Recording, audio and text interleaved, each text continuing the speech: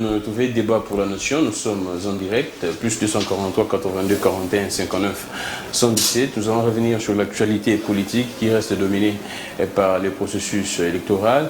Également, il y a des tensions au niveau du Grand Kasaï, l'espace Kasaï entre la population qui vient des Bandundu, du Grand Bandundu, de l'ex-Grand Bandundu, soit de l'ex-Bandundu, et la population kassaïenne. Nous allons analyser pourquoi est-ce que à chaque fois ces genres de tensions refait surface.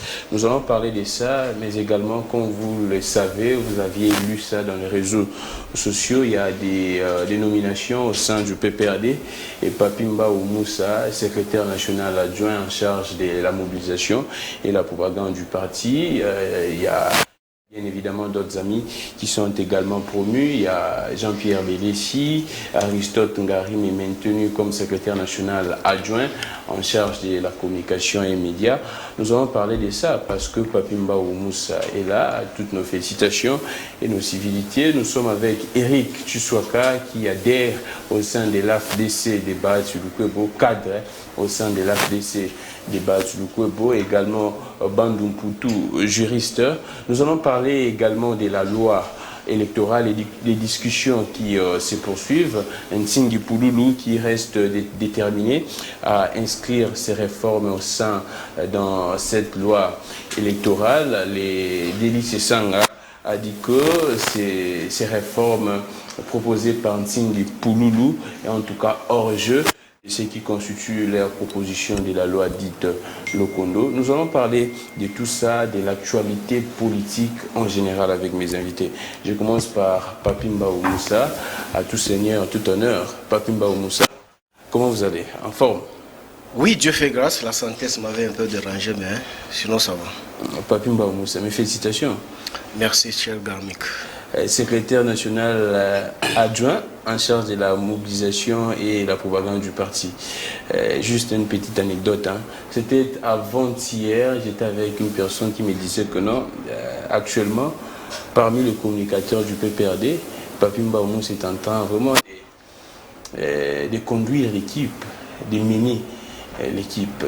Et subitement, hier soir, j'ai vu la nomination, je me suis dit, ah, ce monsieur était un prophète. Et comment est-ce que vous vous sentez particulièrement les rajeunissements au niveau du PPRD? C'est dû à quoi? C'est parce que beaucoup de cadres ont quitté Kabila, vous vous préparez pour les élections de 2023, ou bien il y a une autre information à diffuser là-dessus? Oui, très cher ami, tout d'abord, je m'en vais saluer mes co-débatteurs. Et je pense que ça serait vraiment un débat républicain. Et je m'en vais tout d'abord féliciter mon autorité morale, autre que Joseph Kabila Kabange, l'homme que j'ai toujours appelé Moussa Dato Kajou. Et je m'en vais aussi profiter à remercier le docteur professeur Ramazani Chadari, l'homme que j'ai toujours appelé la tour de contrôle politique, pour leur choix sur ma personne. Et je pense qu'aujourd'hui, nous devons quand même démontrer de quoi ce que nous sommes capables et aussi faire de mieux que nos jeunes frères qui venaient aussi d'emboîter le pas pour servir leur parti, qui se sentent aussi capables d'émerger pour être aussi les secrétaires généraux, soit les secrétaires nationaux aussi les jours à venir. Parce que être secrétaire général ou soit secrétaire national, ça se mérite, il faut beaucoup d'énergie et la détermination pour se retrouver dans le cadre-là. Et aussi, je félicite aussi certains cadres qui sont encore sur la liste pour nous rejoindre dans la BAC. La porte est grandement ouverte. Et sur les réformes, telles que vous venez de parler là, je ne peux pas parler de la seule réforme parce que nous en avons fait dans tout ce qui est comme secteur de notre parti. On devait tout d'abord rajeunir notre parti qui est parti de la jeunesse, tel que nous chantons dans notre hymne national.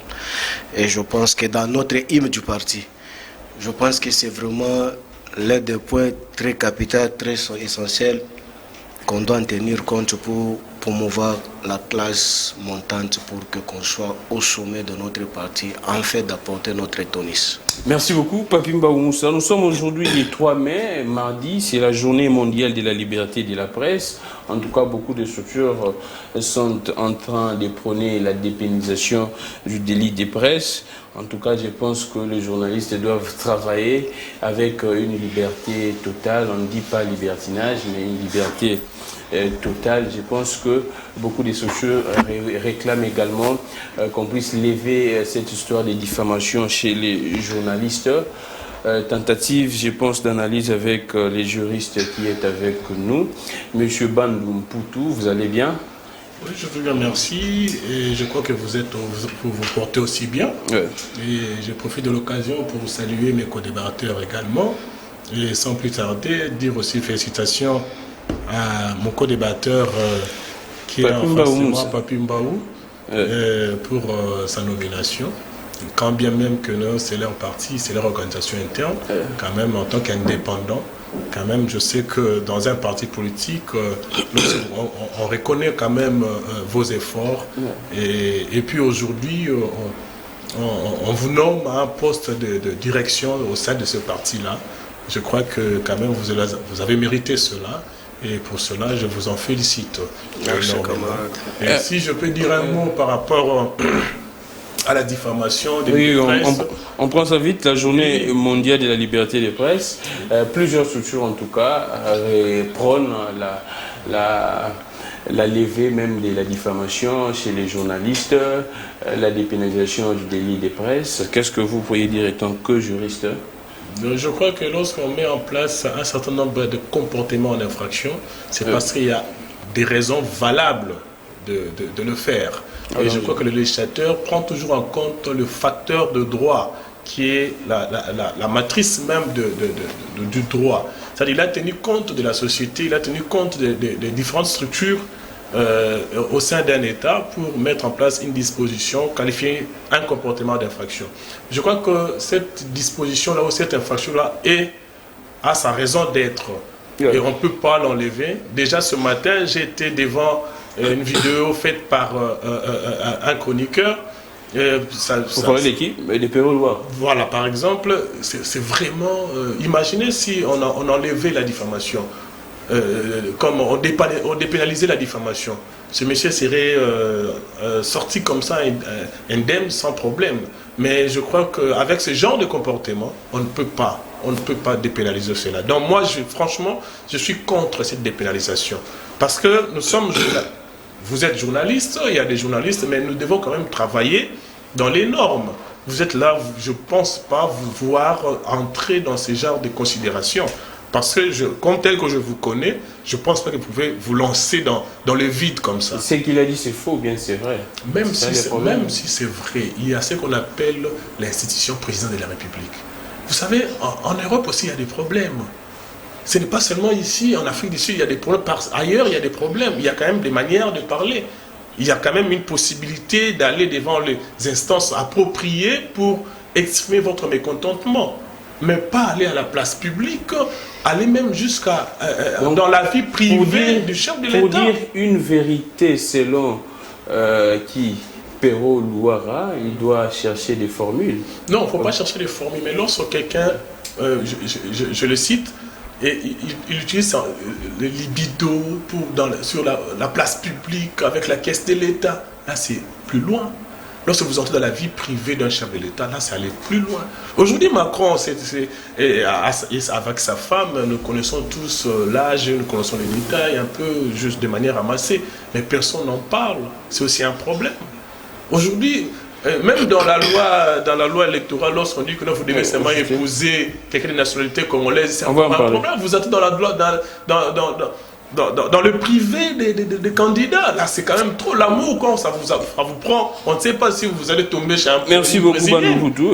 Oui, on ne sait jamais. Alors, on évolue, ce n'était là que votre biscuit de l'émission. En fait, l'ambassade des États-Unis dit ceci: pour protéger les journalistes, et le gouvernement de la RDC doit aussi réviser la loi sur la liberté de la presse de 1996 afin de dépénaliser les délits des presses, y compris la diffamation, à l'occasion de la journée de la presse du 3 mai. Les États États-Unis condamnent les menaces et harcèlements et la violence ciblant les journalistes et les travailleurs des médias. Aucun membre de la presse ne devrait être intimidé, menacé ou attaqué par quiconque pour quelque raison que ce soit ou être arrêté pour avoir simplement fait son travail. Le journalisme n'est pas un crime. 4 médias ont récemment été forcés de fermer leurs portes au Kasaï oriental pour n'avoir pas payé des frais publicitaires qui dépassent les recettes. Alors, je prends Eric Chiswaka. Je pense que Sam, si les images là sont là, vous pouvez en tout cas déjà les préparer. Et quand on finit, on va prendre ces images. Eric Chiswaka, désormais vous faites partie de l'AFDC. On était là, on a vu comment est-ce que vous avez adhéré. Et quel est votre sentiment de se retrouver aujourd'hui membre au niveau de cette grande famille de l'AFDC? Et c'est également votre première participation dans cette émission. Merci beaucoup, Gramik, pour la question. Primo, je tiens d'abord à saluer mes co-débatteurs ici sur ces plateaux et sans oublier ou sans manquer à féliciter M. Papimbaou, que j'apprécie énormément pour ses analyses pertinentes. Des fois, nous nous rencontrons sur des débats pour essayer de réfléchir ensemble. Félicitations pour votre nomination.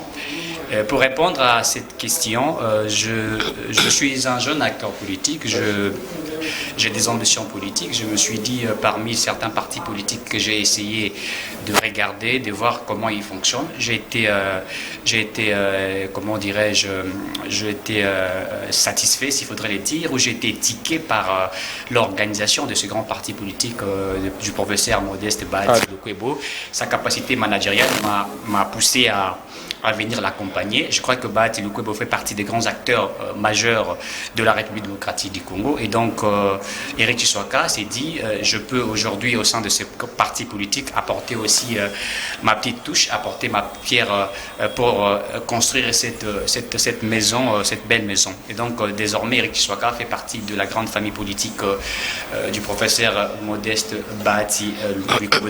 Je crois que c'est ça ma motivation. Il faudrait noter que le professeur Bahati, c'est un homme qui est rempli d'une politique réfléchie, faite avec éthique et déontologie. C'est quelqu'un qui aime servir la nation congolaise. Et donc, comme Eric Chiswaka aime aussi servir la nation congolaise, il s'est dit, je veux accompagner ces grands hommes et accompagner, n'est-ce pas, la République, afin que nous puissions atteindre ce que nous appelons l'émergence de notre pays. Merci beaucoup, Eric Chiswaka.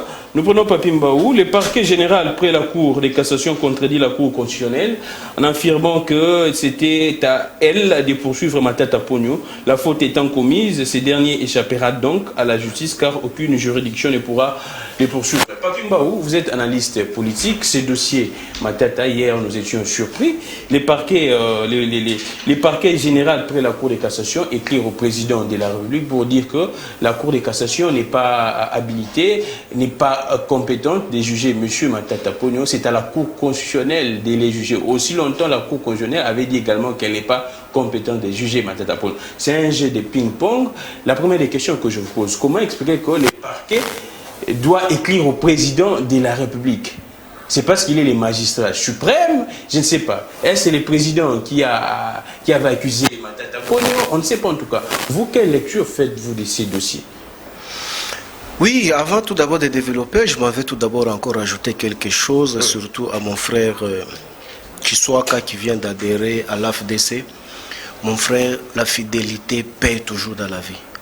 Aujourd'hui, quand vous êtes à l'AFDC, et ce n'est pas que si ça marche ou si ça ne marche pas, demain, on va encore vous retrouver ailleurs pour ne pas remplir ce que vous venez de dire ici. Vous êtes un exemple de fidélité. Ah oui, mon cher, la fidélité paye. Depuis toujours avec la fidélité paye. Quand vous adhérez, lorsqu'on adhère dans un parti politique, on adhère à une vision. Mais c'est par rapport à cette vision-là qu'on doit développer le pays. C'est par rapport à cette vision-là qu'on doit s'exprimer politiquement. Mais quand vous êtes, excusez-moi les termes, un vagabond politique, donc vous n'avez pas une vision. Je m'explique. Aujourd'hui, vous êtes un membre ou militant d'un parti de gauche et demain au centre, le lendemain libéral, donc après, donc finalement, tu n'as pas une vision. Tu n'as pas une vision. Mais par là déjà, étant un homme sérieux, étant un homme d'État, on ne peut jamais t'appeler un homme d'État et tu n'as pas une vision pour faire avancer ta nation. De ce que moi je peux vous dire, c'est d'être fidèle de là où vous venez d'adhérer, de donner le meilleur de vous, ce que vous avez. Donc, je pense que demain ou le lendemain, vous serez de même cours avec des Chris Mukendi comme les secrétaires nationaux. Donc, ça va toujours sourire. Mais quand vous venez, vous voulez aller vite, vite, dépasser même lui-même, M. Bahati, je pense que ça va vous donner beaucoup de peine. Parlez les dossiers Matata, mon très cher frère. Je sais que vous fréquentez vraiment les couloirs judiciaires. Hein? Mon cher, tu sais qu'aujourd'hui, ça me fait trop mal à un certain moment quand vous avez avec nos collègues de l'Union sacrée qui nous dit l'état des droits. Non, l'état des droits, pour moi, ça n'existe pas en République démocratique du Congo. Parce qu'il y a des déficits énormes. Et je pense que même lui-même, mon co-débatteur, les juristes qu'il est là, il se sent maintenant trop mal à l'aise de ce que tu viens de lire. Oh. Il prendrait la parole. Mais oui. Déjà, tu vois que non, tu sais lire déjà que non, il n'est pas dans sa peau. Pourquoi? Donc ça ne s'explique pas sur le plan scientifique. On s'est dit incompétente. Mais écoutez... Donc la Cour a dit que la Cour constitutionnelle avait menti, soit trompé la population en disant qu'elle n'était pas compétente. Mais c'est ce que j'ai dit. De toutes ces années qu'il a passées à l'université et aussi il continue d'enseigner. Donc je pense qu'il est vraiment souillé. Je m'explique pourquoi. Ouais. Tu sais, ça fait de la honte, mon très cher frère. Si aujourd'hui, tout d'abord, quand vous posez la question à mon co-débatteur qui est le juriste de formation aussi sur les plateaux, on te dirait que non. Par le principe des droits, en termes des grades, dans l'appareil judiciaire, on monte, on ne peut jamais te rétrograder. Mais certes, avec le régime ici, nous avons vu un juge à la Cour constitutionnelle qu'on fait rétrograder pour la Cour de cassation. C'est qu'il ne s'explique pas scientifiquement et juridiquement. C'est déjà un sérieux problème. C'est comme aujourd'hui, vous prenez M. Tshilombo, déjà président de la République, vous dites que non, il peut se retrouver encore ministre. C'est de n'importe quoi. Et aujourd'hui, maintenant, je me pose la question. Matata est poursuivi pour quelle infraction? Quel est sa juge naturelle? Voilà. Quel est sa juge naturelle par rapport au principe des droits qui régit notre République démocratique du Congo? Parce que Matata, à l'époque, l'infraction poursuivie, Matata, c'est quand il était Premier ministre. Yeah. Son juge naturel, même juge naturel avec le président de la République. Yeah. Mais aujourd'hui, Matata n'est plus Premier ministre. Sénateur. Mais il s'agit de quel juge on doit s'appuyer? Mais si le parquet général écrit, mais le parquet général a 1000% d'écrit au président de la République. Le parquet général a raison, parce que la Cour de cassation n'a pas qualité. Encore moins, si la Cour constitutionnelle, les patrons, la haute cour, la Cour suprême, dit que non, il s'est dessaisi du dossier. Oui. Mais comment se fait-il que l'instance moins inférieure, plus que même le parquet, parce que le parquet général, la Cour de cassation en fait partie des ressorts du parquet général. Je ne sais pas si je me suis trompé, le maître va t'expliquer. Oui. Mais comment se fait-il que la Cour de cassation doit prendre maintenant le dessus pour corriger la Cour constitutionnelle? Nous sommes dans quel état? C'est ça maintenant. Maintenant le parquet a analysé comme il se doit. Aujourd'hui, Matata n'a pas le juge selon l'infraction dans laquelle on est en train de poursuivre ces derniers. Si tel est le cas, il faut commencer tout d'abord à modifier par notre constitution. Non seulement modifier notre constitution, amender aussi les codes pour que cela soit intégré, pour que ces derniers soient poursuivis. Moi, je pense que je soutiens la lettre du parquet général vers le président de la République, que le président de la République se prononce. Parce que moi, je pense que oui, pourquoi est-ce que le parquet écrit au président de la République par rapport au statut de M. Matata Ponyo. Ah, d'accord. Le statut de Matata Ponyo, je pense qu'avant qu'il soit poursuivi, il aurait fallu aussi quand même du tonus du patron de la République pour que ces derniers soient poursuivis. Raison pour laquelle le parquet général pouvait toujours se saisir au président de la République. Mais ça fait de la honte. Je pense que c'est vraiment une jurisprudence qui ne donne pas vraiment un bon sens de droit pour que les juristes puissent s'en servir. Merci beaucoup, Papi Mbaou. Je pourrais mettre Bandou. La première des questions, je repose la question que je posais à Papi Mbaou. quelle est la disposition, sur quelle base juridique que le parquet a écrit au président de la République? C'est parce qu'il est le magistrat suprême ou bien la justice doit maintenant rendre compte au président de la République? Là, c'est la première des questions. Comment expliquer que les parquets près la Cour de cassation puissent contredire la Cour constitutionnelle? Merci beaucoup. Je suis d'accord avec mon co-débatteur lorsqu'il a dit que je suis très mal à l'aise sur la question. Oh. Je suis vraiment très mal à l'aise. Vous acceptez que vous êtes très mal à l'aise? Je suis très mal à l'aise parce que la Cour constitutionnelle est dirigée par un professeur d'université. Kalouba. C'est un professeur d'université que je connais personnellement. C'est un professeur d'abord qui a une sommité quand même intellectuellement parlant. Et aujourd'hui, qu'il soit recadré comme ça, moi ça me fait très mal à l'aise. Parce que dès le départ, je n'étais pas d'accord avec la décision. Parce qu'il y a la notion du juge naturel. Le juge naturel, c'est le juge que la loi a donné à un individu par rapport aux actes posés. C'est ça le juge naturel. Et toute personne, tout le monde a un juge naturel. Tout le monde, y compris le Premier ministre et un ancien Premier ministre, a un juge naturel. Lorsque la loi, la Constitution ou les lois de la République n'ont pas prévu expressément une juridiction, on recourt aux sources du droit. Ah, d'accord. Et les sources du droit, il y a des principes généraux du droit, il y a la jurisprudence, tous ces éléments-là font partie, font corps. Ça permet aux juges de se référer. Comme la question de l'ex-premier ministre n'est pas gérée par la Constitution, il fallait aller recourir aux sources du droit. Et dans les sources du droit, il y a le principe sacro-saint, qui est le moment de la cristallisation de la peine. Le principe de la cristallisation de la peine. Et c'est-à-dire quoi? Plutôt, c'est le principe de la cristallisation de l'infraction. C'est-à-dire, quand est-ce que l'infraction est consommée? Quand est-ce que l'infraction a commencé à exister et créer? C'est au moment de sa commission. Lorsque le Premier ministre, entre guillemets, était en train de commettre les actes, ou le monsieur Matata était en train de commettre des actes, entre guillemets, infractionnels, il avait quelle qualité? Le Premier ministre. C'est à ce moment-là qu'on va déterminer le juge naturel, le juge compétent. Ce n'est pas après. Parce que la question de l'ancien n'est pas gérée par la Constitution, il faut aller dans les sources du droit. Et j'étais surpris et estomaqué. On a évoqué l'article 19, l'article 167, 169 pour dire que non, la Cour constitutionnelle n'était pas compétente. Mais ça m'a écœuré parce qu'aujourd'hui, même en France, on a vu Benzema et les autres joueurs ont été poursuivis pour avoir eu des relations sexuelles avec un mineur. Mais au moment de leur poursuite, les mineurs n'étaient plus mineurs. Ils étaient déjà devenus majeurs. Mais au moment de la commission de fait, la fille était mineure.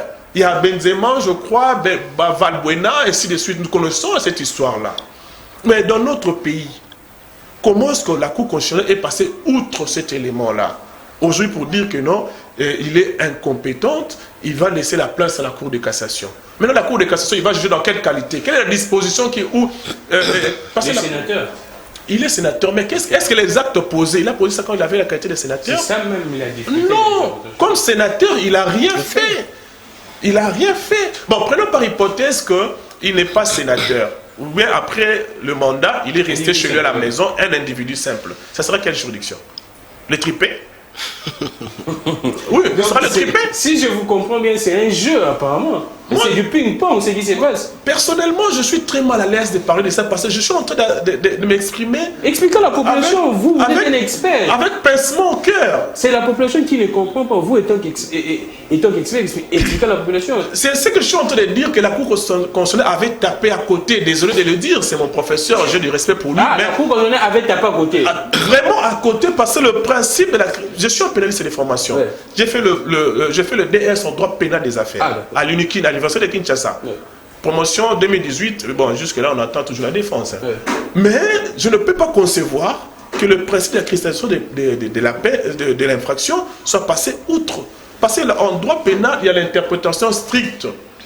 Et dans l'interprétation stricte, on peut voir que pendant qu'il commettait les actes infractionnels, il avait la qualité de Premier ministre. Ah, merci beaucoup. Et maintenant, pour citer à votre préoccupation sur la lettre écrite, le chef de l'État, c'est le garant de la nation. C'est lui, le garant des institutions. On l'informe maintenant par rapport... je vois que la lettre va dans ce sens-là du garant de la nation. Mais dire que dire que c'est par rapport au parti, quoi que ce soit, je n'entre pas dans cette histoire-là. Mais je voulais aussi rebondir par rapport à ce qu'avait dit rétrograder. Non, je ne crois pas que non, quitter la Cour constitutionnelle pour aller à la Cour constitutionnelle, vous avez été rétrogradé. Non. Parce qu'aujourd'hui, avec l'éclatement de la Cour suprême de justice, il y a eu 3 hautes juridictions. Là, je suis d'accord. Donc, avec l'éclatement, il y a 3 hautes juridictions. Dans les 3 hautes juridictions, c'est organisé en ordre de juridiction. Nous avons 3 ordres de juridiction. Et chaque juridiction est autonome, régie par une loi bien déterminée, une loi organique bien déterminée. Donc vous pouvez quitter la Cour constitutionnelle, vous pouvez être nommé à la Cour de cassation, ce n'est pas rétrogradé, vous avez juste changé de l'ordre. Mais par rapport à préséance. Non, et ils sont toujours dans le même ordre de préséance. Il n'y a pas cette histoire de... Alors, merci beaucoup en tout cas. Là, c'est la lettre de transmission du rapport sur les dossiers judiciaires affaires ministre public contre Matata Ponyo. Celle-ci se résume en ce que toutes les infractions commises par le Premier ministre pendant ou à l'occasion de l'exercice de ses fonctions ne peuvent être jugées que par la Cour constitutionnelle. Articles 163 et 164 de la Constitution. Ainsi, s'étant déclarée incompétente à connaître des poursuites engagées contre les prévenus Matata Ponyo et consorts, aucune autre juridiction ne peut engager une action pour ces mêmes faits contre l'ancien Premier ministre. Au demeurant, les arrêts de la Cour constitutionnelle sont immédiatement exécutoires et s'imposent au pouvoir public et à toutes les autorités administratives et juridictionnelles. Là, c'est l'article 168. Dès lors, mon office ne pourra instruire qu'à charge de ceux qui ont participé à la commission des faits selon l'un des modes de participation criminelle non revêtus de cette qualité lors de leur perpétration. Votre avis m'obligerait, Excellence, Monsieur le Président de la République, je vous prie d'agréer l'assurance de mes hommages les plus différents. Alors, Chiswaka, vous êtes de l'Union sacrée. Comment est-ce que vous réagissez? La population vous suit. Actuellement, c'est toujours Kabila, parce que j'ai lu dans les réseaux sociaux que non, c'est Kabila qui avait taillé des lois sur mesure, ainsi de suite. Aujourd'hui, on ne sait pas juger Matata Ponyo. Donc, que le peuple congolais oublie plus de 200 millions de dollars qu'on reprocherait à Matata Ponyo. Merci Gramic pour la question. Je crois qu'avant que nous ne parlions de l'état de droit, il fallait qu'il y ait d'abord de réformes au niveau de l'appareil judiciaire. Je crois que c'est la chose la plus importante. On ne pouvait pas commencer par parler d'un état de droit sans que l'appareil judiciaire ne soit réformé. Je me rappelle que le président Tshisekedi aurait déjà même parlé sur la réforme de l'appareil judiciaire, mais cet appareil judiciaire n'a pas été toujours réformé. Il y a toujours des bavures. Je vous rappelle que Barnabé Mouilingani et Jacques Ndala ont été graciés par les présidents de la République. Jusqu'à présent, ils sont toujours à Makala. Et donc là, nous comprenons exactement qu'il s'agit bien de la bavure de la justice. Il s'agit bien de cette faiblesse de l'appareil judiciaire. Vous vous rappellerez, moi je l'ai dit, lorsque vous regardez, n'est-ce pas, la décision de la Cour constitutionnelle, vous comprendrez que cette décision a été prise, je dirais que cette décision a été monnée.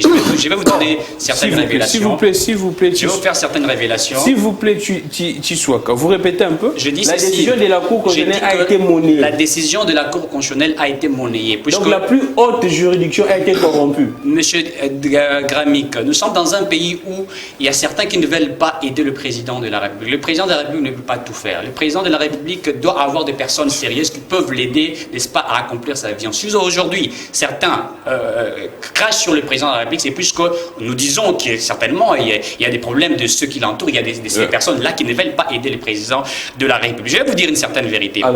Lorsque vous regardez tous les juges qui ont défendu Matata Ponyo, tous les avocats qui ont défendu Matata Ponyo, ce sont les anciens élèves du professeur Dieudonné Kalouba. Moi, je donne même une révélation. Selon mes informations, là, j'ai mis ça sous réserve. Les cabinets qui ont défendu Matata Ponyo seraient les cabinets de Dieudonné Kalouba, le président de la Cour constitutionnelle. Je répète encore, selon mes sources d'information, les cabinets qui ont défendu M. Matata Ponyo à la Cour constitutionnelle, la défense même de Matata Ponyo, seraient les cabinets de M. Dieudonné Kalouba. Et je sais même le montant que ces cabinets a perçu. Très bien. c'est pourquoi je vous ai dit que je vous fais des révélations, puisque nous voulons aider le président de la République. Aujourd'hui, Matata Ponyo s'attaque même au professeur Modeste Bahati, puisqu'aujourd'hui, il voudrait que l'on puisse lui remettre ses immunités parlementaires. Le professeur Modeste Bahati, qui n'a fait qu'appliquer ses principes, qui n'a fait qu'appliquer la loi, qui ne veut pas, puisqu'il a demandé à ce que Matata Ponyo puisse en finir avec la justice, avant que celui puisse lui donner le pouvoir de revenir comme étant sénateur. Alors, je disais que tous ceux qui ont défendu Matata Ponyo, tous ces avocats sont des anciens élèves du professeur Dieudonné Kalouba. On a appris, nous avons été informés que cela a été monnaie. C'est-à-dire que la décision prise, même par la Cour constitutionnelle, c'était une décision qui a été monnaie. C'est pourquoi Matata, sachant cela, il connaissait que sa juridiction n'était que la Cour constitutionnelle. Comme la Cour constitutionnelle s'est déclarée incompétente, il savait que la Cour de cassation ne pouvait pas statuer sur son affaire. C'est pourquoi il est allé saisir, n'est-ce pas, le sénateur Modeste Bahati pour que Modeste Bahati puisse, comment dirais-je, accepter qu'il rentre comme étant sénateur. Et par là, Matata ne s'est pas limité. Il a rédigé une correspondance. Il s'est adressé au président de la République, sachant déjà que tout a été déjà fait. Et donc, nous comprenons aujourd'hui que l'appareil judiciaire congolaise pose un sérieux problème. Puisqu'aujourd'hui, si vous regardez même ce qui s'est fait au niveau de la justice, vous comprendrez que le président souffre. Donc, nous demandons à ce que, si le président de la République nous suit, il faudrait qu'il y ait des réformes au niveau de l'appareil judiciaire. Si au niveau de la haute cour constitutionnelle, il se pose déjà un sérieux problème. Si au niveau du Dieudonné Kalouba, qui il nous a à un certain moment fait rêver de la justice congolaise, vous allez vous rappeler lors du procès Vital Kamerhe, etc. de 100 jours, les détournements intellectuels, il nous a fait rêver de la justice et nous pensions que c'était le début, n'est-ce pas, d'un changement, d'un état de droit que nous voulions tous. Alors que nous comprenions qu'il y a des choses qui ont été faites que nous n'acceptions pas. Donc nous demandons, je crois que vous avez demandé ici. Qu'est-ce qui doit être fait actuellement maintenant? Qu'est-ce qui doit être fait maintenant? Je crois que celui qui est à mes côtés, étant juriste, l'a déjà dit. L'affaire est classée. Non, écoutez, on ne peut pas laisser Matata Ponyo pour dire qu'il n'y a aucune juridiction qui peut statuer sur son affaire. Donc si Matata aujourd'hui, il n'y a aucune juridiction qui voudrait statuer sur son affaire, ça veut dire que les autres, comme les Mouzitou, tous les anciens ministres, premiers ministres, pardon, qui ont des problèmes au niveau de la justice, ne peuvent pas être interpellés par la justice. C'est une bavure.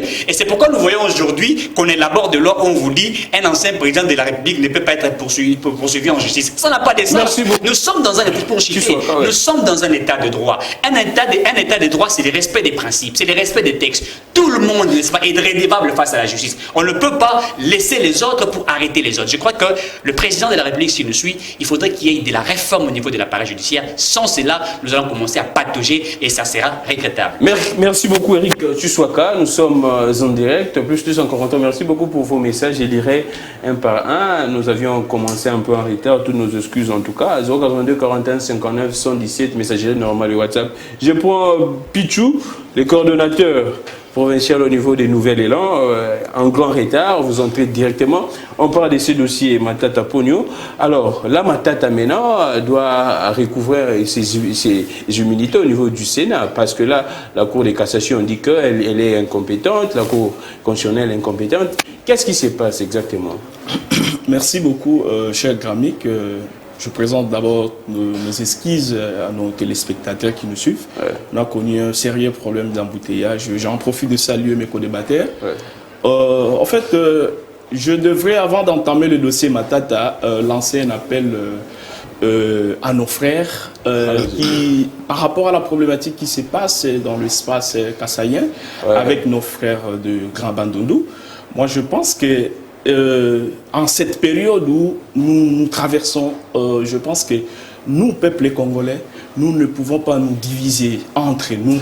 On a aussi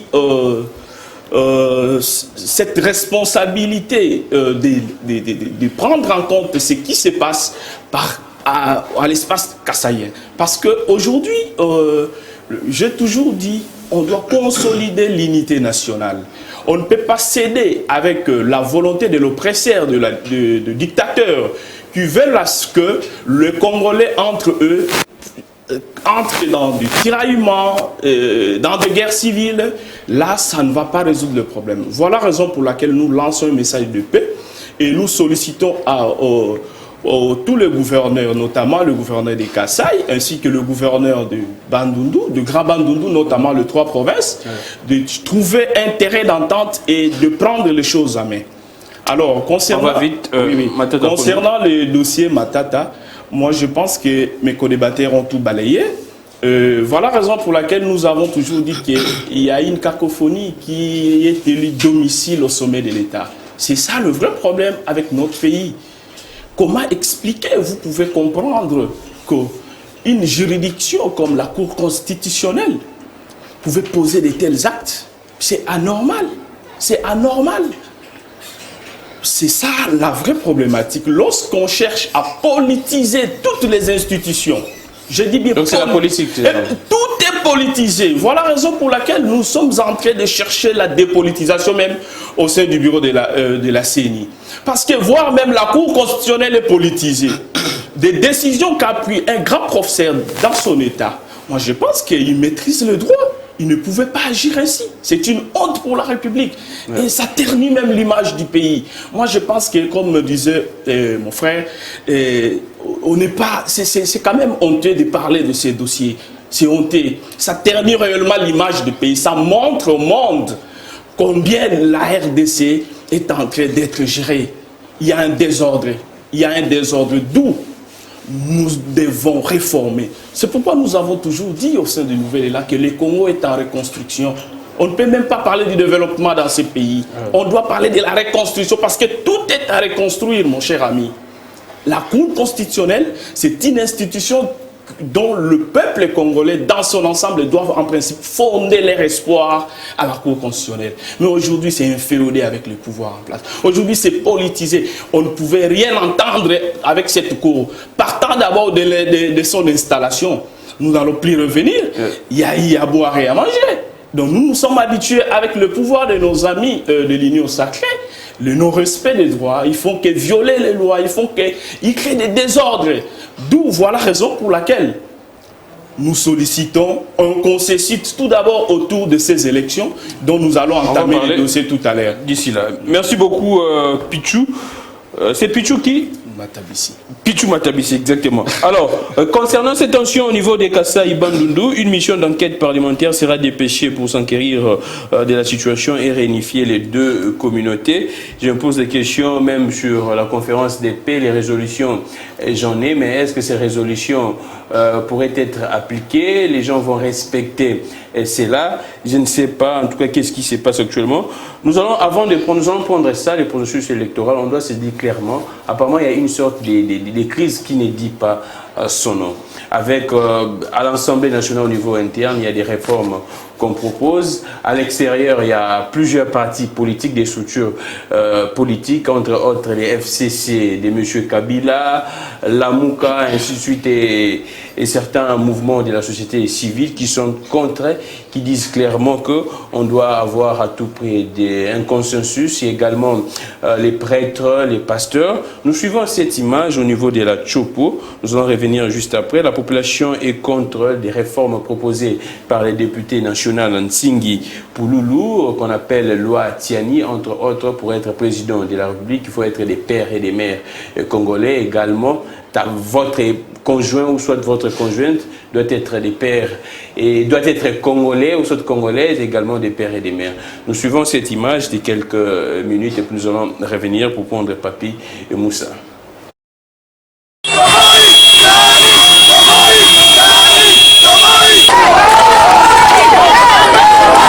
C'est le parking de la 13e avenue Chopo qui a accueilli ce lundi 2 mai 2022 une population massée pour dire non à la loi Tiani en gestation à l'Assemblée nationale qui veut exclure le chairman Moïse Katumbi Chapoué, président national d'Ensemble pour le changement aux élections de 2023. C'est toutes les couches de la population chopolaise qui étaient présentes à ces rendez-vous pour soutenir celui qu'elles appellent affectueusement l'espoir du Congo, émergir que par ce dernier à la présidentielle de 2023 avant de mettre en garde les députés nationaux de la Chopo qui oseront voter cette loi discriminatoire. On a élection na biso na 2023. Moïse Katumbi aza populaire na mboko yo Congo mobimba. Et puis Moïse Katumbi aza une initiative kitoko. Tala lelo oyo azalaki gouverneur na province ya Katanga. abongisaki mboka lelo oyo chasse na katanga komona te. Pourquoi pas bolingi botela biso ba critère ya mabe ba député national. Bolingi botela biso critère oyo keno te et ko permettre te pour ba avantage na bino na mbongo na bino pour bana na bino kopetsa na poto. Vraiment biso tozo ba boye te bana chopo.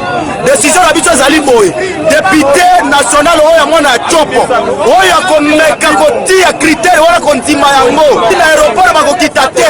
Puisque balobi keno te biso ba peuple ne yango ne to sala ka keno te l'été zala. Siko soki biso ba peuple to sangi na gouvernement l'état pe ko zala te. Biso tolobi boye. Moïse Katumbe azali candidat na biso oya 2023 oyo tosi toponi loi il est si la personne vivant avec handicap tunakata la loi ile bote balipita zamani yote ijua nini loi ile kukua mais leo ifike tu ya Katumbi balete loi ile si la personne vivant avec handicap ya province ya Chopo tunakata la loi ile atupende loi ile benyebi kwa kana loi ile tunabambia wa député national inyebi kona tafuta batapata hayo atupende loi ile tunapenda Katumbi apostile ku 2023 tumuvote mwingine na kufa tuko naangalia mwingine yetu si peke tunauza mwingine boya boya tosimba na maboko Katumbi alonga boya boya tosimba na maboko Katumbi alonga ikia hii loi hii kona pitikana kule kwa Assemblée nationale yetu ya Kinshasa. Hii loi biko na vote loi ya Chani, sisi tunakatala ile loi ile. Juu ya nini? Ba president balipita, Kabila alipita tulimchagula, alipita. Ndani Mobutu alipita tulimchagula. Sie basi sasa ba mama. Tukitaki ile loi ile, juu tuko na uba Moïse Katumbi akuwe president. Merci beaucoup, nous sommes de retour. C'était là les images de la population au niveau de la Chopo qui s'enganie. Vous avez vu la population, comment est-ce qu'elle a réagi contre les réformes proposées par Ntingi Pouloulou. Je prends Papi Mbaou.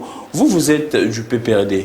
Quelle est votre position actuellement? Je sais qu'on a vu déjà, vous êtes des réunions déjà qui se tiennent, les PPRD, Nouvel Élan, l'Église, ainsi de suite. Quelle est votre position? Vous êtes toujours contre ce qui se passe au niveau de l'Assemblée nationale actuellement?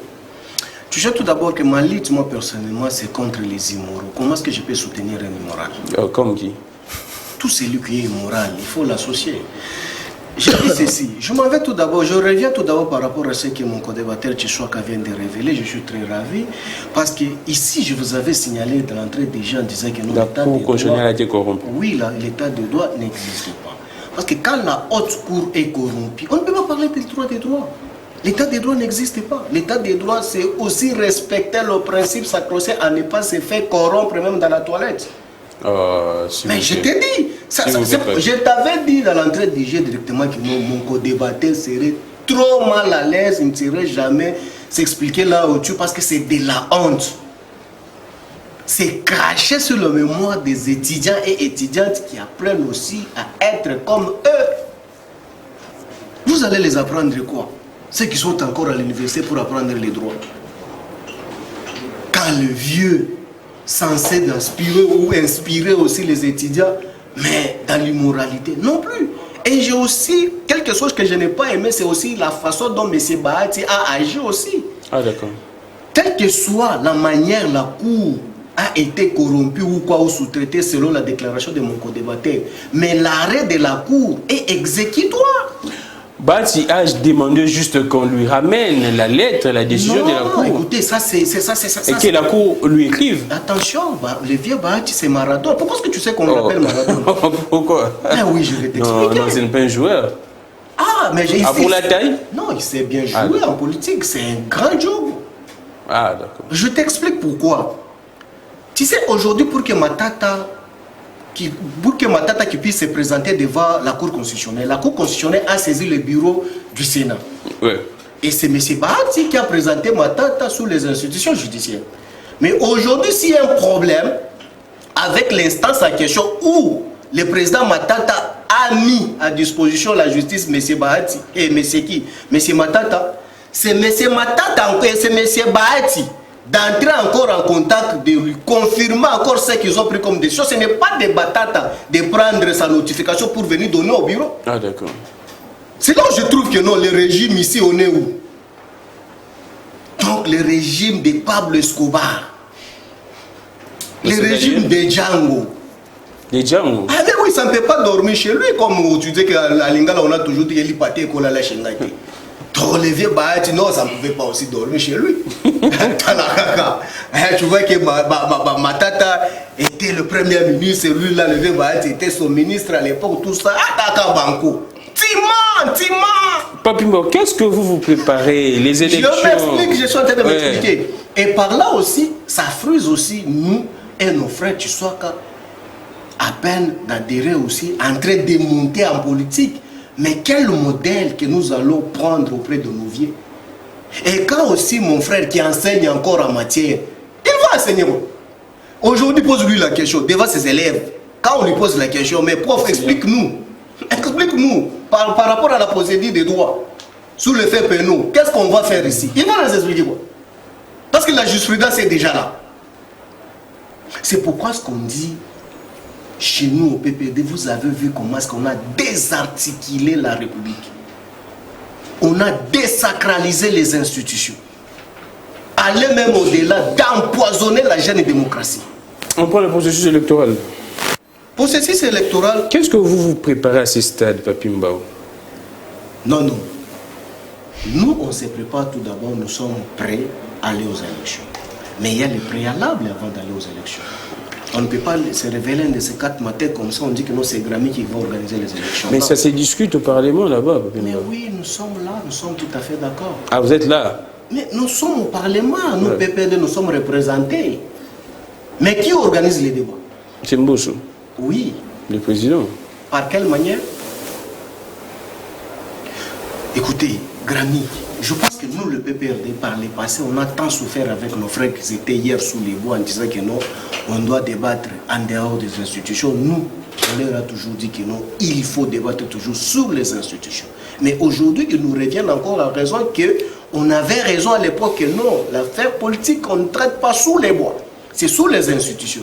Mais aujourd'hui, avec Kadima, tout est parti par là, cher Grammy. Est-ce que Kadima peut organiser les élections? Donc on doit rentrer... Mais oui! C'est là où nous, on veut seulement. On n'a pas besoin avec le sous-marin Mbosso.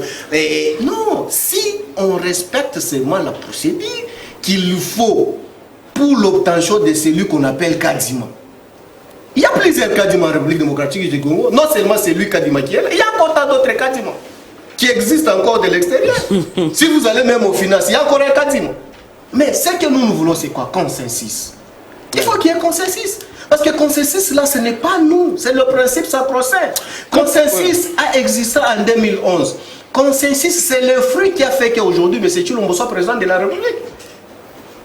Mais comment se fait-il qu'aujourd'hui, nous sommes en 2022, 2023, bientôt là, on doit maintenant se dire que comme nous sommes dans un régime de Pablo Escobar, on doit vraiment mettre ça à côté parce que nous sommes là avec une caisse de résonance autre que sous-marin Mbosso.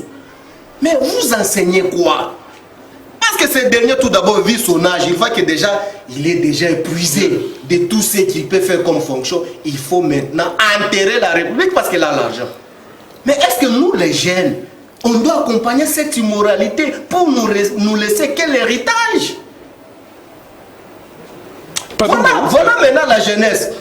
Nous sommes là, en souffrance, on ne comprend plus absolument rien avec le régime ici. On chute avec vous, avant de prendre Maître Bandou. Une petite réaction de ces images de la population, ça vous inspire quoi? Oui, moi je pense que tout d'abord, c'est ce que j'ai dit, l'immoralité. Avec le régime ici.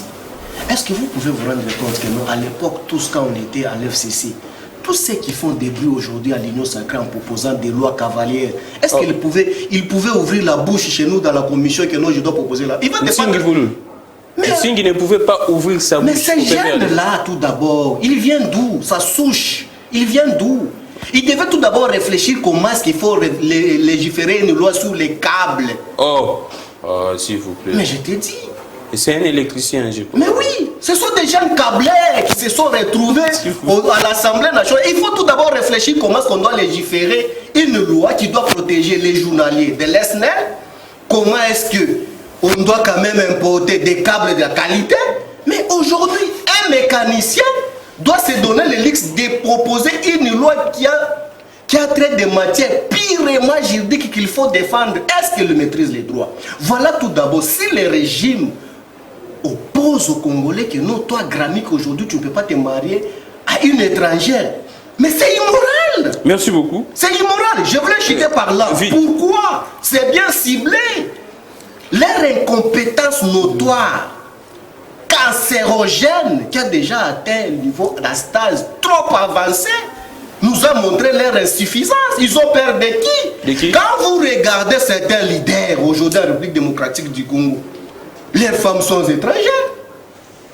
Merci beaucoup, Papi. Mais aujourd'hui, moi je le rappelle toujours, mes frères de l'Union Sacrée, mais c'est Chilombo, c'est le plus populaire plus que Poutine. Mais il a peur de quoi? Merci beaucoup, Papi Mbao. Laisse tous les acteurs. Merci, Papi Mbao. Je prends Bandung Poutou. Des réformes de la loi électorale, les discussions sont au niveau du Parlement. Il y a une partie à l'extérieur qui refuse, qui tienne mordicus à un consensus. Votre réaction avec ces réformes?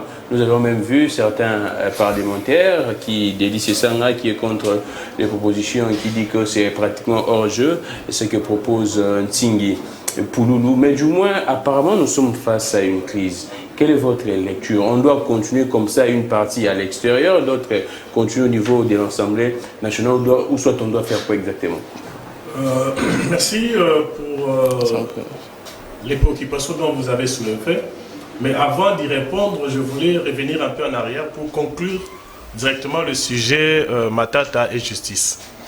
Premièrement, d'abord, mon co-débatteur qui est à ma gauche, je veux dire directement que ce n'est plus le moment des réformes. Les réformes de la justice, ce n'est plus le moment. Maintenant, il faut sanctionner. Parce que le directeur ou le président de la Cour constitutionnelle a été nommé récemment. C'est un avocat de profession. Il n'a jamais été juge dans sa vie. C'est un avocat de profession. Il a été nommé récemment. Nous connaissons tous les nominations avec tout ce qu'il y a eu derrière sa nomination. On va réformer maintenant pour faire quoi? Lorsque nous allons même ailleurs, on prend un avocat, on l'amène pour juger. Parce que si on prend le juge, les juges sont corrompus, on prend un avocat, on l'amène. Hormis seulement qu'il est un avocat, c'est aussi un professeur d'université, spécialiste, censé éduquer les autres. On tombe dans ça. Quelle est la réforme que vous allez proposer encore de plus que ça? Je crois qu'il faut sanctionner maintenant. Avant, on a parlé de détournement intellectuel. Maintenant, on a un jugement intellectuel. Ah oui. On a connu détournement intellectuel. Maintenant, on a un jugement intellectuel. Voilà. Un arrêt intellectuel. Parce qu'on ne sait plus comment expliquer ça aux étudiants. Je suis sous la direction du professeur Luzolo Bambilesa, qui a toujours dit que dans ce pays, il n'y a pas des intouchables. Dans ce pays, tout le monde a un juge naturel. Il a parlé de ça avant le procès, il a encore parlé de ça après le procès, mais personne n'a entendu, personne ne l'a écouté. Alors que c'est un spécialiste de la matière, il a écrit des ouvrages sur ça, personne ne l'a écouté. Et donc je suis le disciple. Et aujourd'hui, là, on est là, on regarde, les étudiants nous posent des questions, ils m'ont dit, ah là, la Cour constitutionnelle, allez lire l'arrêt. Mais vous allez arriver à l'arrêt de monsieur, c'est que j'ai lu ici, les dispositions ici. Il n'y a pas une disposition qui parle de l'ancien Premier ministre, il n'y en a pas. Donc, quand la loi n'a pas pris quelque chose, on laisse. Non, il faut aller dans les sources du droit. Mais les sources du droit dit quoi? On renvoie dans le principe de la cristallisation de l'infraction. Et je veux chuter pour dire, est-ce que l'affaire est finie? Non, non, c'est pas fini. Même si les arrêts de la Cour constitutionnelle sont exécutoires, mais on peut toujours faire le revirement jurisprudentiel. C'est toujours prévu. On a vu ça avec le cas des députés. Lorsqu'on avait publié pour la première fois, on a pensé qu'il y avait des erreurs. Et puis, on a fait de sorte que non, on est revenu pour corriger les erreurs. Donc c'est toujours possible. Moi j'en appelle à la Cour constitutionnelle de revoir encore la question pour corriger les erreurs. Parce qu'il y a des erreurs, on a du mal pour expliquer ça scientifiquement parlant. On a du mal. J'aurais voulu que l'exercice que Gilles Alinguetti a eu aux États-Unis, qu'on invite aussi le président de la Cour constitutionnelle, que lui aussi explique la décision sur le plan scientifique. Là maintenant il n'aura pas sa casquette de juge constitutionnel, mais comme professeur universitaire, un scientifique qui essaie un peu d'expliquer. Nous allons voir ce que ça va donner. Alors, je veux revenir maintenant sur la question de la loi électorale. Vous savez, je ne vais pas entrer dans les câbles et les autres comme mon co-débatteur qui a parlé, mais du moins, vous savez, je suis d'accord avec la partie A de cette loi. c'est-à-dire la nationalité congolaise pour le chef de l'État. Mais je ne suis pas d'accord avec la partie B, où il faut avoir une épouse congolaise de nationalité. Mais quand même, c'est trop demandé. Là, vous entrez dans la vie privée des candidats. C'est aller au-delà, c'est inconstitutionnel. Nous savons tous que l'amour, c'est quelque chose qu'on ne maîtrise pas. Oui. Vous pouvez vous retrouver partout. Même les parents ne peuvent pas t'obliger à épouser une fille de l'Équateur ou du Bandundu. Ils ne peuvent pas. On est sur l'avenue et puis on rencontre une fille et puis on s'est dit et puis demain on se marie. Donc je crois que là, c'est une loi. Parce qu'une loi doit être impersonnelle. Une loi doit avoir un caractère général. Une loi ne peut pas cibler les gens. Lorsque vous entrez dans cela, là, vous allez directement en dehors. C'est pour cela que mon collaborateur a l'habitude de dire non, il n'y a pas l'état de droit. Nous sommes dans l'état de Pablo Escobar. Donc c'est ça. Lorsque vous allez dans ce sens-là, c'est effectivement, vous irez dans l'hypothèse de Pablo Escobar. Mais par rapport à la décision de réhabiliter Matata au Sénat, je crois que là-dessus, je ne suis pas vraiment d'accord avec les présidents de l'AFDC. Parce que lorsqu'on dit les arrêts de la Cour constitutionnelle exécutoire, il n'y a pas de discussion.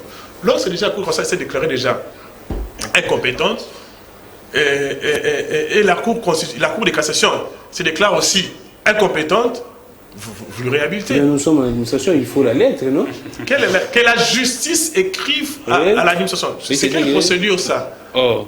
C'est pas une procédure, c'est pas prévu dans la loi. Mais c'est la justice qui avait demandé au président du Sénat de lever les immunités de Matata. Oui, oui. Donc on doit y avoir un acte contraire, non? Lorsque la justice a sollicité, c'était pour juger Matata. Ouais.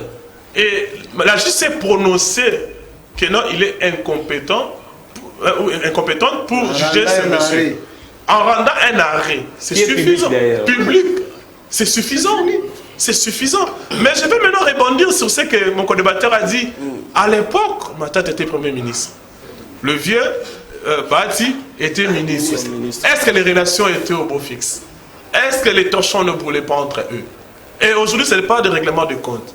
Alors, l'avenir maintenant, c'est quoi la suite? Lorsque les grands sont en train de se battre, lorsque les éléphants sont en train de se battre, c'est la pelouse qui en souffre. C'est ça le problème de notre pays maintenant. Nous sommes sacrifiés par ce vieux. Donc apparemment, il y a un règlement de compte. Je ne sais pas. Il y a un membre qui était... Quelqu'un qui était avec eux ensemble dans le FCC. Il connaît les rois. Je sais qui se trouvent en dessin du table et nous ne savons pas. Et aujourd'hui... Nous sommes en train de souffrir de cette situation. Nous avons du mal pour expliquer ça dans des salles d'auditoire. Nous avons des problèmes pour mettre... Donc, pour conclure, je dirais que d'abord, cette loi-là, je ne suis pas d'accord avec le plan B. Et pour le conflit Matata-Bahati, je crois qu'ils doivent régler ça en dehors des institutions de l'État parce qu'ils sont là pour nous représenter. Alors, et puis aussi... Et par rapport à si ça va passer ou pas, je crois qu'il y a une possibilité de faire le revirement jurisprudentiel pour que la Cour constitutionnelle puisse revoir sa décision afin que tout le monde dans ces pays ait un juge naturel. Je voulais citer un élément. En tout cas, un élément. La loi avait déjà prévu qu'un ancien président de la République est sénateur à vie. Mais on a encore prévu une loi sur le président de la République. Je ne sais pas pourquoi le Congo nous aimerait bien légiférer à tout moment. Parce qu'on a déjà prévu qu'un ancien président, il est sénateur à vie. C'est-à-dire qu'il bénéficie des immunités, des émoluments, tout comme sénateur. Mais vous prenez encore une loi, vous lui ajoutez encore. C'est parce que vous en avez besoin ou comment? Vous commentez. Très bien. Actuellement, qu'est-ce qu'on doit faire? Parce qu'on se retrouve face à deux camps. Un camp qui discute au niveau des institutions et l'autre camp qui reste à l'extérieur et qui dit que non, on doit avoir un consensus. Et ces camps-là, selon même des informations, ils prévoient un sit-in. C'est vendredi, je pense, au niveau de l'Assemblée nationale. Qu'est-ce qu'on doit faire à ce stade? Le pouvoir doit continuer comme ça, les trains est en marche déjà, les chiens en bois, la caravane passe, ou bien on doit faire quoi? Très bien, avant de répondre à cette question, je crois que M. Mbaou, pour lui, lorsque la Cour constitutionnelle voudrait interpeller Matata et qu'il adressait une correspondance, là, l'administration, elle est correcte. Alors que lorsque cette Cour se déclare incompétente et que le professeur Modeste Bahati voudrait que administrativement, puisqu'il gère il gère l'institution Sénat, il gère le Sénat, pardon, allais-je dire, qu'on ne lui adresse pas une correspondance ou une motivation pour que celui-ci, étant le patron de l'administration du Sénat, qu'il ait des sous-bassements afin de confirmer réellement qu'un des sénateurs, n'est-ce pas, peut revenir. Pour ça, l'administration ne doit pas être appliquée et qu'il faudrait exactement, comme la Cour s'est déclarée, automatiquement, Bahati dit, Matata rentre au Sénat. Je crois que ceux qui maîtrisent bien l'administration peuvent peut-être vous enseigner cette matière-là. Alors, j'ai suivi encore M. Mbaou qui a parlé des régimes. Des fois, il parle des régimes Tchilé-Gelou, des régimes et tout ça. Mais moi, je me vous rappelle, c'est moi en arrière, les régimes Chebeya, les régimes Bazana. Il faudrait à chaque moment, quand vous parlez de Tchilé-Gelou, nous vous rappelons les régimes Bazana, les régimes Rosi Mukendi. Et pour que les gens comprennent au moins que les régimes Tchilé-Gelou, c'est ces régimes qui a mobilisé le recette aujourd'hui. Le mois d'avril, nous avons mobilisé 1,5 milliard de dollars à la DGI. Une très grande, ce qui n'a jamais été fait c'est une première, il faudrait le dire. Et je vous rappelle encore que c'est ces régimes Tchilé-Gelou qui a aujourd'hui pratiquement 9 milliards de dollars comme étant budget de l'État. Je vous donne ces informations, si vous n'en avez pas, allez-y, vérifiez. Alors, je vais rentrer un peu sur la loi électorale par rapport à ce qui se passe au niveau de l'Assemblée nationale. Vous avez posé en bas une très bonne question. Est-ce que vous participez? Bon, je ne sais pas si la FCC c'est 2 ou 3, puisqu'il y a certains qui ne veulent pas participer. Je me rappelle que lors du débat au niveau de l'Assemblée nationale, le FCC et la MOUCA, ils sont sortis. Les premiers jours, ils sont sortis, alors qu'ils parlent beaucoup plus d'un consensus, d'un dialogue. J'ai aimé ce qu'il a dit. En fait, le préalable pour que nous allions aux élections, c'est une très bonne loi électorale. Cette loi va nous permettre que nous puissions compétir lors des élections. Alors, le vrai débat, c'est au niveau de l'Assemblée nationale. C'est là où il faudrait démontrer réellement que l'on voudrait à ce que les élections soient organisées. Ici, vous dites que, vous parlez toujours du président de la CENI, comment il s'appelle, Nicolas Kazadi, Denis Kadima, etc., et tout, que vous ne voulez pas de lui. Mais, monsieur Mbaou, parlez-moi des CV de ce monsieur. Et dites-moi, quelle est votre motivation du fait que vous ne voulez pas du président de la CENI. Moi, j'aimerais que vous nous rencontriez sur le CV de la personne. Est-ce que ce monsieur n'est pas compétent? Est-ce que le CV de ce monsieur démontre réellement qu'il ne peut pas gérer cette commission électorale nationale indépendante? Que la procédure n'a pas été... Non, écoutez, ça, c'est politique, en fait. Nous comprenons qu'il ne se retrouve pas. Nous comprenons qu'il va politiser cet organe technique, alors qu'il faudrait mettre ça de côté. Nous voulons aller tous aux élections, arrêter de tergiverser. Alors, qu'est-ce qui va se passer au niveau de ce qui se passe au niveau, parce que moi j'ai assisté à ce qui s'est fait hier au niveau de l'Assemblée nationale. Je crois que le débat, les députés nationaux font un bon débat, puisqu'ils voudraient que nous ayons... Si vous lisez cette loi électorale, la proposition, il y a pratiquement 18 articles. 18 réformes. 18 réformes, s'il faudrait en parler. Premièrement, on vous dit, on vous parle on parle des suppliants, on parle de plusieurs, comment dirais-je, par exemple, ce qui a été évoqué, où on dit la question du seuil et tout. Donc, je crois que nous voulons raffiner cette loi électorale. Nous voulons avoir une bonne loi, afin qu'il n'y ait plus tellement de divergences. Puisque vous savez, des divergences, il y en aura toujours. Mais nous voulons que tout ce que nous nous mettons d'un commun d'accord, afin que nous organisions des très bonnes élections. Alors, le problème avec nos frères de la MOUCA et les autres, ils ne veulent pas, il faut qu'ils disent la vérité. Ils ne veulent pas les élections. Ils ne sont pas prêts pour aller aux élections. Le problème aujourd'hui, c'est un consensus. Alors, lors de ces consensus, il y aura des discussions. Autour de ces discussions, il y aura ce que nous appelons, je vais dire ça bien en français, partage des tâches des responsabilités. C'est beau de les dire comme ça. Partage des tâches des responsabilités. Mais voilà. Mais en lingala, Bokaboli, ça veut dire quoi? Poste. Alors que nous sommes prêts pour aller aux élections. Je les rappelle, pour citer, je les rappelle qu'à un certain moment, M. Fayoulou, qui aurait même dit qu'en 2023, si les élections ne sont pas organisées, M. Chilombo, comme vous l'appelez, doit dégager. Alors que tout aujourd'hui est correct, on veut aller aux élections, il faudrait élaborer une loi électorale propre, vous n'en voulez pas. Et donc, comprenons que nos amis de la MOUCA ou nos amis du FCC ne sont pas prêts pour aller aux élections. Mais nous, qui sommes ici, nous voulions aller aux élections et nous allons organiser des très bonnes élections. Pichou-Swaka de l'AFDC, nous prenons Pichou Matabisi, la MOUCA, vous, apparemment, je ne sais pas qu'est-ce que... Mais j'ai oublié la loi Tingui, parce qu'il fallait que j'en parle. S'il vous plaît. D'accord. Alors, je prends Pichou Matabisi. Qu'est-ce qui se passe au sein de la MOUCA? Je vois Adolphe Mouzito qui est contre les blocs patriotiques, cet ensemble qui réunit pratiquement les CD Nouvelles, les PPRD, ainsi de suite, mais il dit qu'il est pour les sit-ins de ces vendredi. Et vous également, vous revendiquez un consensus, mais pour ces consensus, les gens se retrouvent. Vous êtes contre ces blocs-là. Oui, je m'excuse. Merci beaucoup, cher Gramic. Quant à la loi électorale, pour aborder la question, j'allais un peu recadrer un peu mon ami de l'Union Sacrée lorsqu'il affirme, lorsqu'il donne des chiffres sur un plateau de la télé. Moi, je pense qu'on ne pouvait pas laisser passer des chiffres qu'il est en train de donner. Quand il affirme que eux, Union Sacrée, ils sont prêts d'aller aux élections, je ne sais pas avec quel bilan. Lorsqu'il affirme ici qu'ils ont réalisé, ils ont maximisé des recettes ces mois ici. Moi, je pense que, mon cher ami, il faudrait revenir sur de bonnes bases. Cher ami, allez consulter des rapports annuels. S'il te plaît, je te donne des chiffres récents du 2021. D'abord, tu dois savoir une chose, que le Congo, nous sommes un pays sous-pauvre. Ça, il faut le savoir. Sous-pauvre. Même pas pauvre, mais sous-pauvre. Non, nous sommes un pays sous-pauvre. Je vais te le démontrer. La RDC, notre pays, notre cher beau pays, a le PIB de 52 milliards de dollars. Nous réalisons en termes de mobilisation de recettes, selon le statistique de 2021 récemment, de 6,7%. Or, par rapport au standard africain, nous sommes censés d'arriver jusqu'à 30%. Alors que si vous faisiez un petit calcul avec la réalisation de 6 points virgule par rapport à notre PIB, vous allez comprendre combien la République perd. C'est ce que nous appelons, c'est-à-dire il y a le pillage, il y a le vol, il y a la corruption.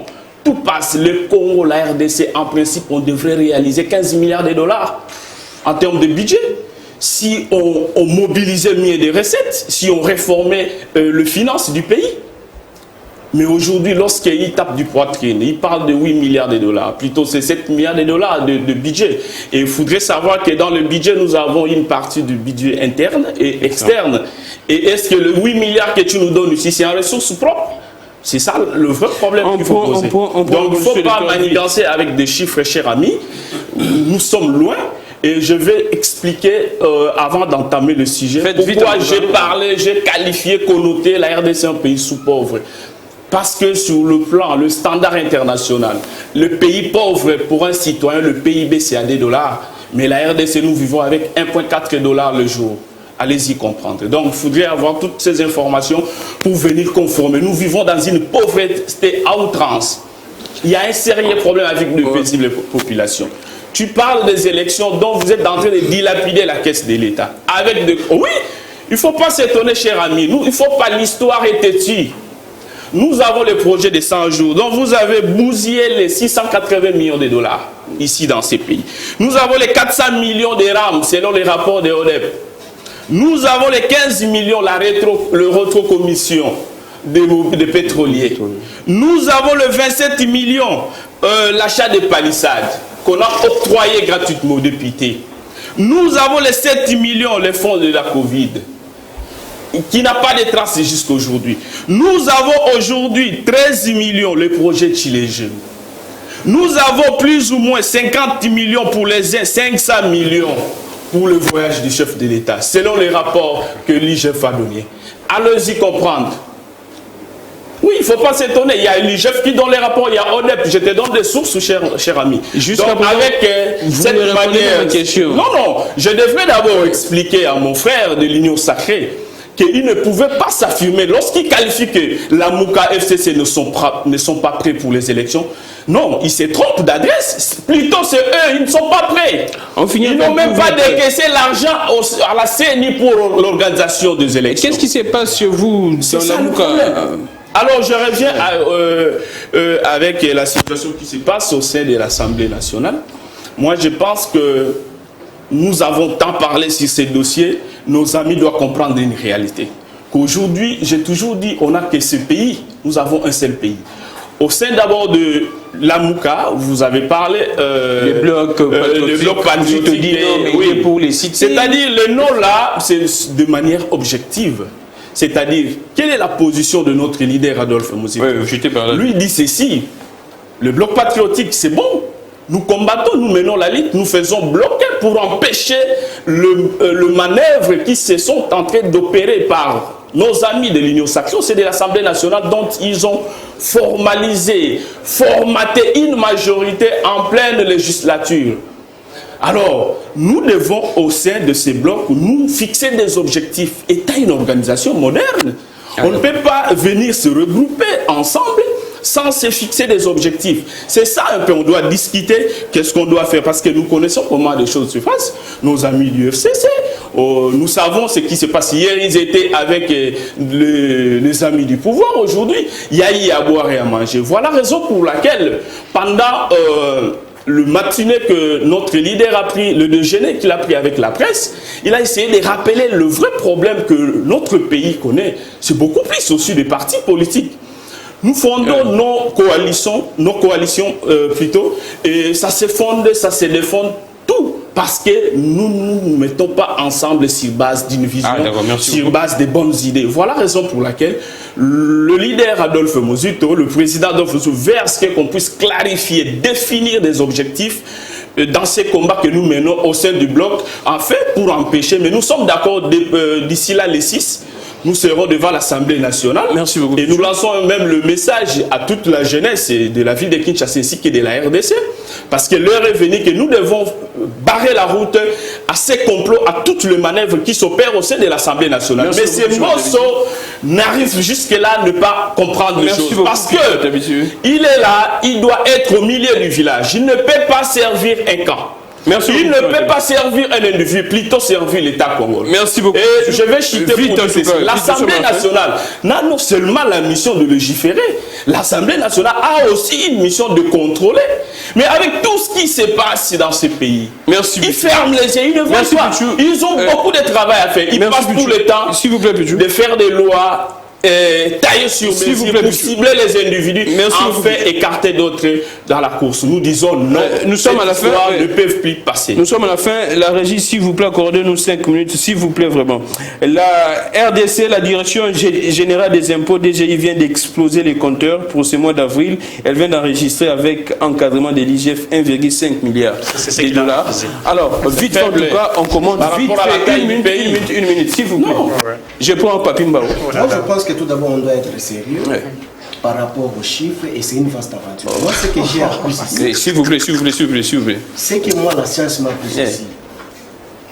On peut parler de maximisation des recettes quand il y a... Le réforme est proportionnel à la recette. Mais quand il n'y a pas de réforme, comment est-ce qu'on peut maximiser les recettes? Donc c'est de la magie, c'est de la magie. C'est de la magie. Et je voulais expliquer Tshisoaka. Il était ici que nos régimes Tchilegelou se rappellent des Bazana et comme ça. Non, il ne faut pas même citer ça.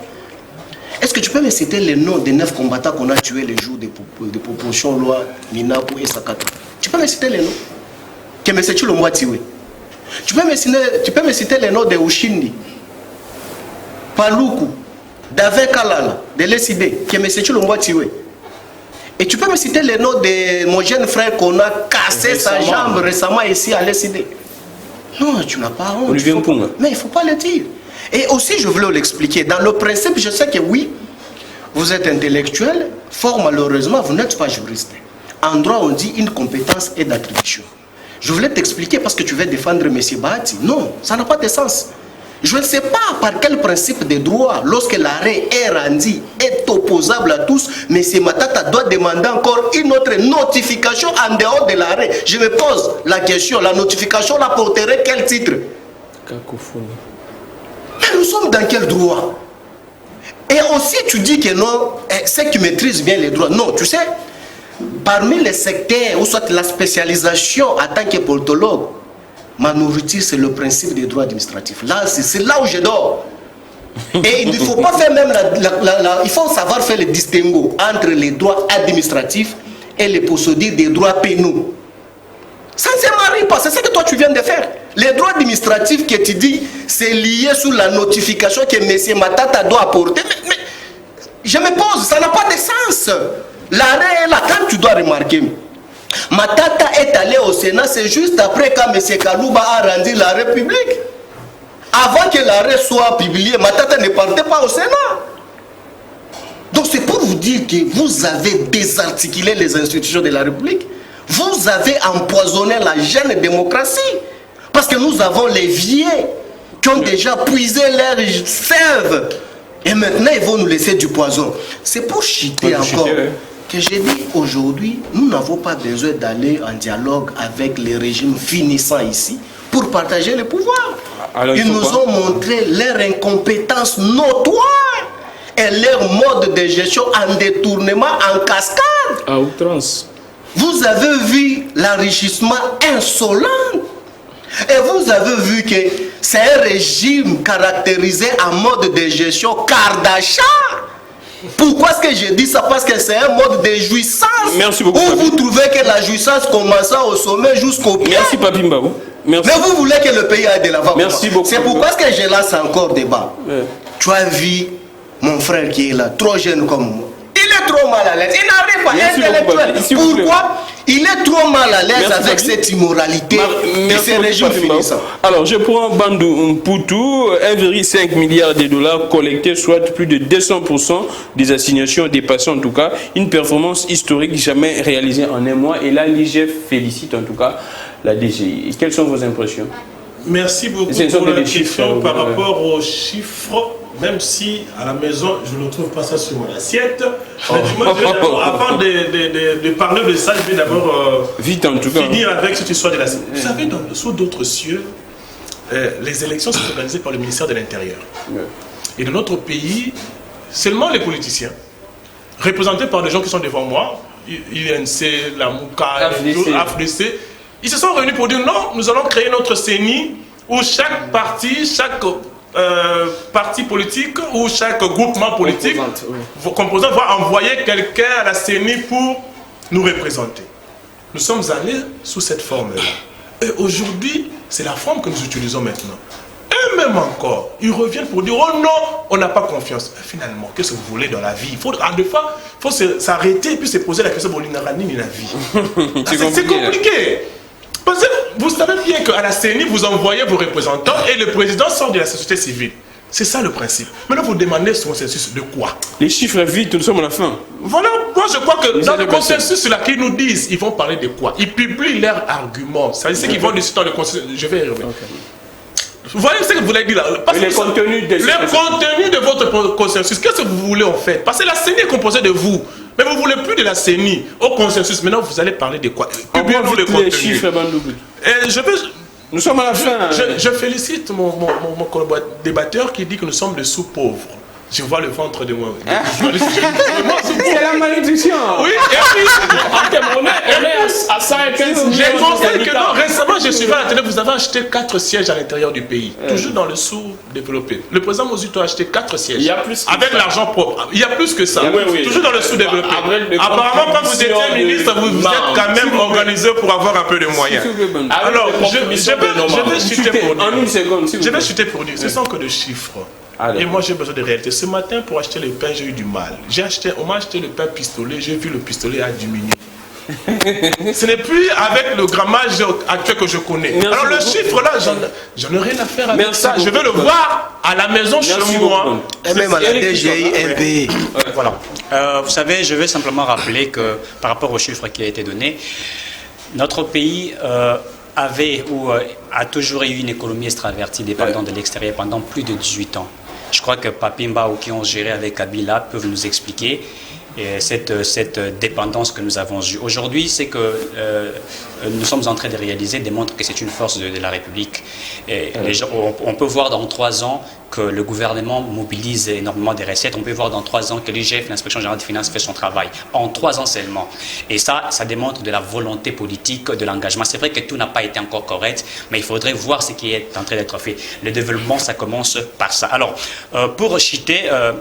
par rapport à ce que mon frère venait de dire, vous parlez de l'RDC, un pays sous-développé, vous parlez de l'RDC sous-pauvre, etc., tout ce que vous vouliez évoquer, mais ce n'est pas en 2 ans ou en 3 ans que la RDC automatiquement changerait, deviendrait les USA. Il faut un travail d'éthique. C'est vous qui nous appelez de l'Allemagne. Non, écoutez. C'est vous. C'est pas Kabila. Je suis en train de chier. Nous avons promis de faire la RDC un grand pays. De l'Allemagne, précisé. Évidemment, nous sommes en train de travailler. Vous avez promis vous avez promis de faire de l'air de les Qatar, vous avez brandi les panneaux, etc. Vous avez promis avec des panneaux. Qatar. Je vous rappelle, Kabila nous a montré tout ce qu'il pouvait nous montrer. Le 5 chantiers révolution de la modernité. Vous n'avez rien fait. Merci beaucoup. Je vais chuter. Il y avait une question que je n'avais pas répondu, mais en 30 secondes. Par rapport à la loi Nting et tout ça, il faudrait que j'en parle un peu. Ceux qui ne veulent pas que pour être président de la République, être congolais des pères et des mères, où il parle de la discrimination, je crois, maître, vous êtes là, notre constitution aussi a de la discrimination positive. Merci. On vous dit, pour être président de la République, il faut avoir 30 ans, n'est-ce pas? C'est une discrimination pour celui qui a 29 ans, qui a la capacité, qui a tout, mais qui ne peut pas être président. Mais toi, tu as une fiancée étrangère. Tu vas finir comment? En Égypte, nous avons, pour être président, on demande d'être égyptien, avoir une femme égyptienne de père et de mère, etc. Merci. Je crois que c'est une chose importante pour aider les Congos, parce que nous voulons éviter. Il évite ça. Il va finir comment? Qui? Toi. Qui? Les médias passés. Ma femme est des pères et des mères. Bien sûr, moi je suis des pères et des mères. S'il vous plaît, s'il vous plaît, merci, cher Grammy, pour la parole. J'allais répondre par rapport à la grande question que mon estimé il se pose des questions par rapport au consensus. Je vais essayer de vous aider en donnant des explications claires et nettes. Effectivement, aujourd'hui, nous, la Mouka, d'abord, au départ, nous contestons cette nouvelle majorité qui s'est créée au sein de l'Assemblée nationale. Moyennant le billet de banque, ça, il faudrait préciser. Nous connaissons comment les choses se sont passées. C'était une majorité jadis pour M. Kabila et aujourd'hui, c'est pour le pouvoir en place. Nous connaissons les choses. Deuxièmement, pourquoi nous contestons? Nous contestons l'installation des animateurs de la CENI. Il n'y a pas eu consensus. Aujourd'hui, la CENI, le bureau de la CENI est monocolore. Il n'y a pas eu consensus. Les élections, c'est une affaire de tous, mon cher ami. Ce n'est pas une affaire d'un clan ou d'un groupe des individus. Non, les élections, c'est pour toutes les parties qui composent le pays. Notamment, aujourd'hui, je peux bien les citer. Nous avons la Mouka, nous avons FCC, nous avons l'Union Sacrée et nous avons la société civile. Voilà la raison pour laquelle vous allez vous rappeler que pour avoir aujourd'hui à la tête de cette CENI, le leadership, la présidente de la CENI, il y a eu des problèmes avec des confessions religieuses. D'où, tout autour à toutes ces problématiques, nous disons, par rapport aussi également avec l'expérience des élections passées, nous ne sommes pas d'accord avec ces bureaux de la CENI. Merci beaucoup. Comment expliquer, cher ami, je chute par là, nous sommes de politique, de différentes composantes. Nous, la Mouka, nous avons suggéré à ce qu'on puisse dépolitiser ces bureaux de la CENI par rapport à une expérience donnée. Parce que lorsque vous envoyez un délégué politique, il va servir les intérêts de son parti politique. Il ne va pas servir l'intérêt de tout le monde. Voilà la raison pour laquelle, dans notre proposition, nous voulons qu'on puisse dépolitiser ces bureaux. Merci beaucoup. C'est pourquoi nous cherchons un consensus afin qu'on dégage un accord pour avoir de bonnes élections. Sinon, avec nos amis de l'Union Sacrée, nous allons rester comme ça des années. Merci. Ils vont commencer à voler, piller, détruire et rien ne va changer. Merci beaucoup, Belgodon. Merci beaucoup, s'il vous plaît, ça n'est fini pour aujourd'hui. Et Papimba, il faut laisser Eric Tchouaka tranquille. C'est un compatriote congolais. Elle est des pères et des mères. Elle est YouTube c'est une précision. La diffusion de cette émission à 22h et à 1h juste. Merci en tout cas pour vos appels, même à 4h, à 3h du matin. Merci pour tout cet amour que vous manifestez à cette émission. Je dois lire, il y avait plusieurs messages. J'ai fini par ces messages que j'ai trouvé un peu très intéressants. Je pense, c'est où? Toutes nos excuses en tout cas pour les gens qui ont écrit que nous n'avions pas eu le temps de lire. Bonjour, je suis Isaac Mabala depuis la commune d'Engaba. Qu'est-ce qui arrivera à Modeste Bat si on ne rendait pas Matata à ses humilités? Là, c'est la question qui reste pendante. Qu'est-ce qui pourra arriver à Modeste Bat si Matata ne recouvrait pas ses humilités? Je pense que les débats continuent dans vos salons. On se retrouve demain pour un prochain direct. Prenez bien soin de vous. Je suis Grammy Legrand. Que les dieux de toutes les inspirations continuent de nous inspirer et de vous inspirer également. Laissez les journalistes tranquilles. Que vive la liberté de la presse. Merci beaucoup.